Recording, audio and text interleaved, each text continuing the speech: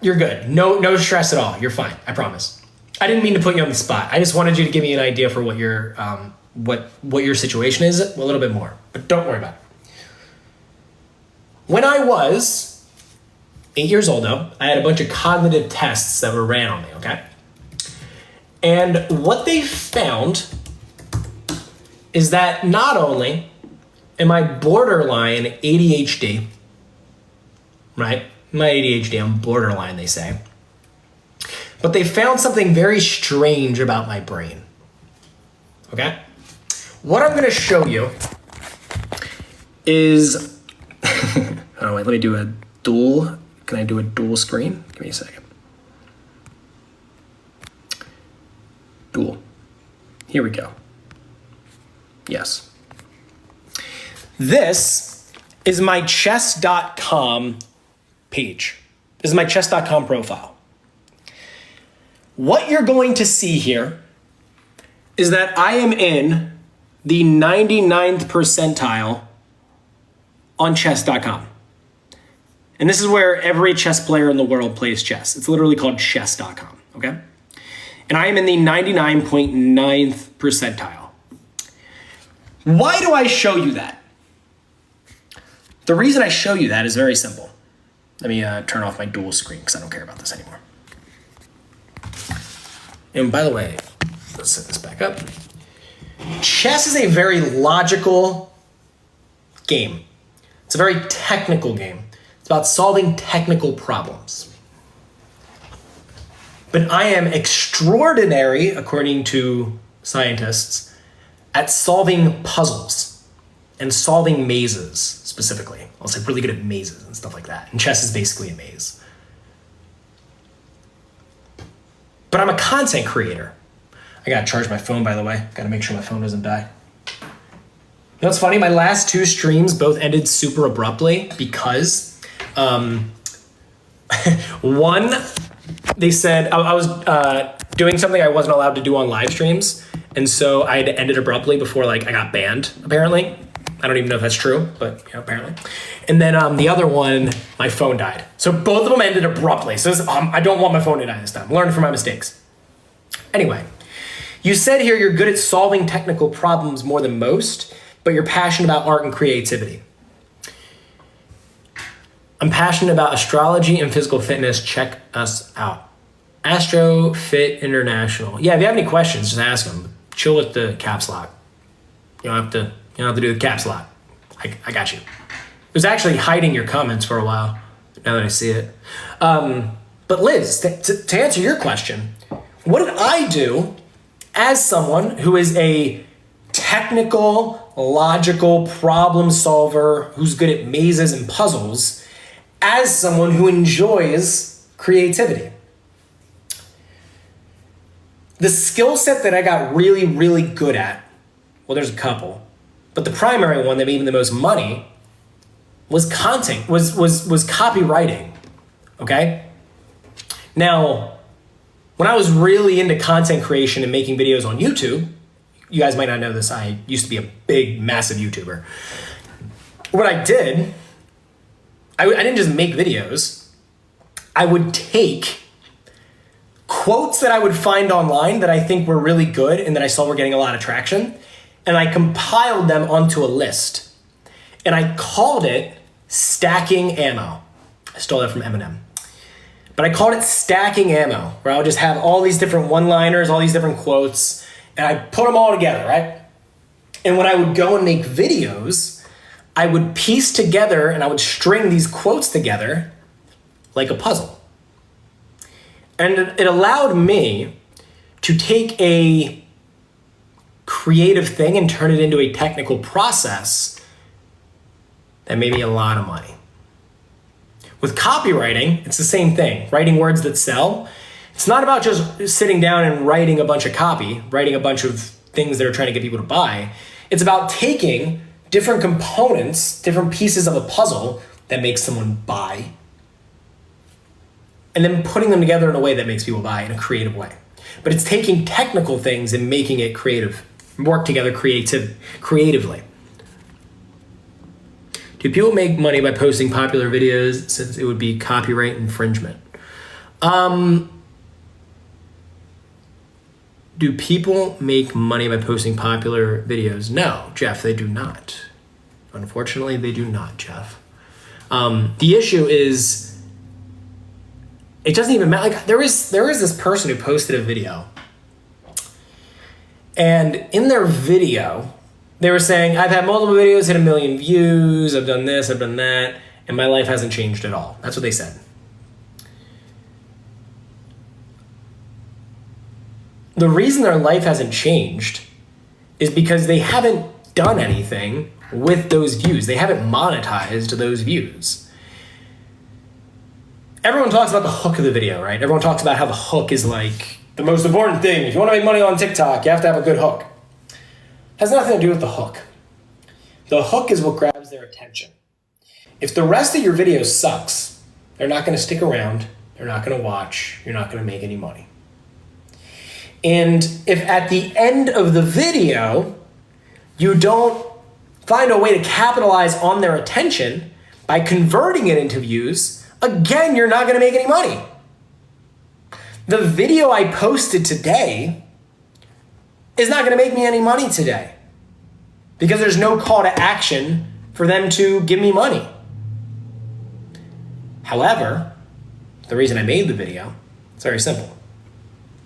I'll make 10 videos, 20 videos, however many videos. Maybe it'll be 2 videos, who knows? Eventually I'll say, if you're interested in learning more, book a coaching call with me. If you're interested in learning more, come join my private community.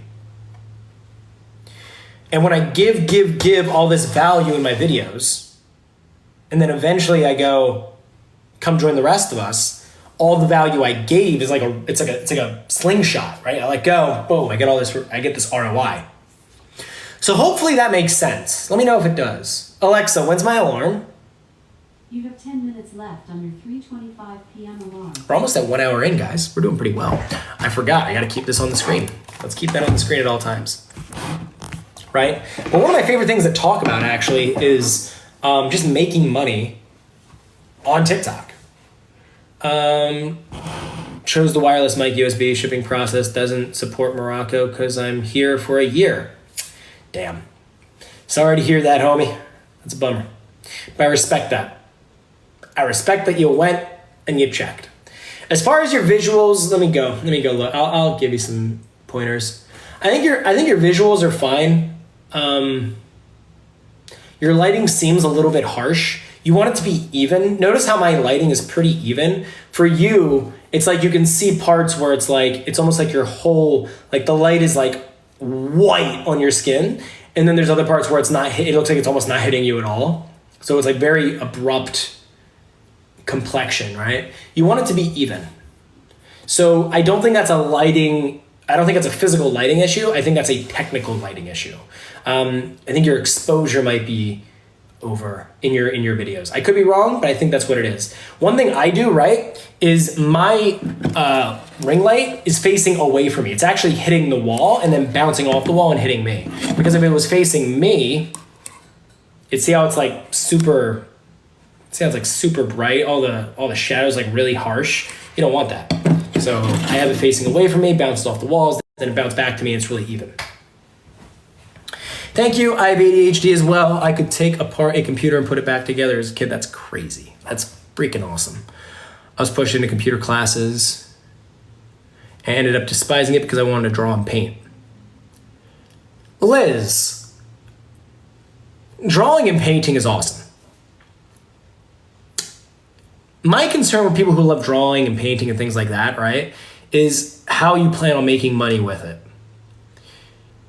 As a creative mind, you have a gift for creating things that can make other people money. Now maybe that's not your passion. Maybe it's not, and you just want to do the painting. And I don't want to be like those people that pushed you into computer classes, right? I just want to propose a thought.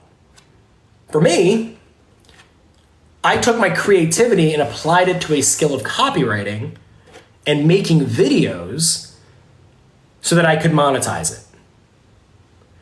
Consider that and think of ways that you can make money. For example, you could become a logo designer. That is a valuable skill. You can get started with that on like Canva, or not Canva, Fiverr. You can just start on Fiverr with that. You're welcome. Better tomorrow, you are welcome. Krista, thank you for the follow. I know someone who, in fact, maybe if you want to help me with this, maybe you could help me out. There is someone on they basically rebrand cotton candy as a health food. Yeah, this guy. I like this guy. So there's this guy. Check this out. Liz, you might love this. You might love this. I'm going to do a dual screen real quick.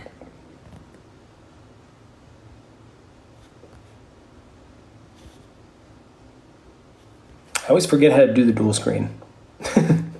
Here we go. Here we go. I want to watch one of this guy's videos.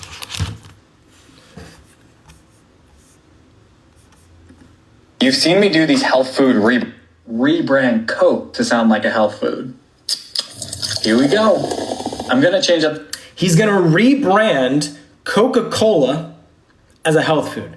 Now, he's going to do a lot of stuff, but notice all of this is designing, right?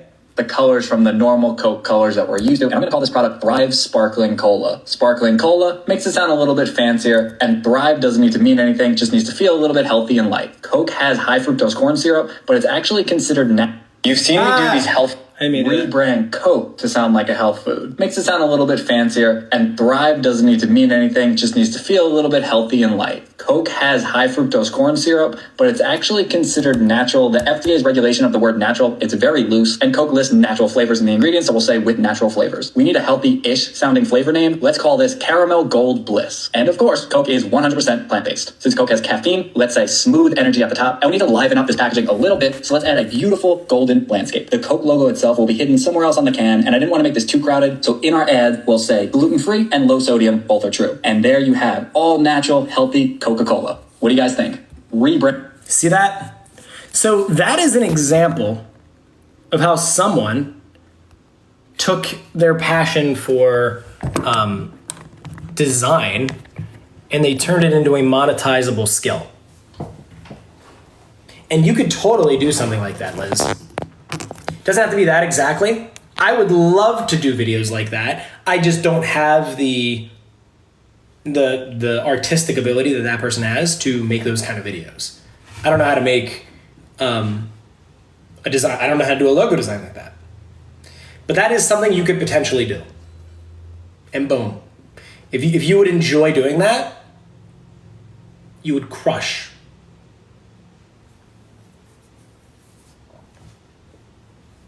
Yeah, right? There you go. Maybe tutorials on YouTube. I don't think there's tutorials for that specifically. If there are, if you can find them and send them to me, I would love you. But I don't think there's any tutorials on how to, rebrand Coca-Cola. Like the specific things like rebranding logos on like cans and stuff like that. At least I couldn't find it with a Google search. So maybe I don't know. Maybe I'm wrong. But that's where I would go if I were you, Liz. That's the route I would start thinking. Let me know if that makes sense.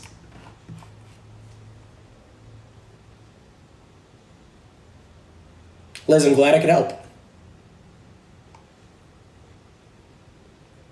Please make a YouTube channel about that. I would just do those as like TikToks on here. Liz, if you could do that, Liz, actually, do you think you could make logos like that? Is that possible?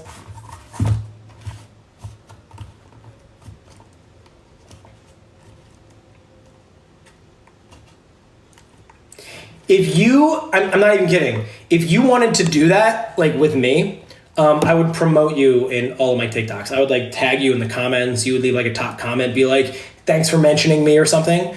And I'd be like, hell yeah. And then I would pin it to the top and I'd be like, go check out her profile. Go check out her TikTok. If that's something you're open to.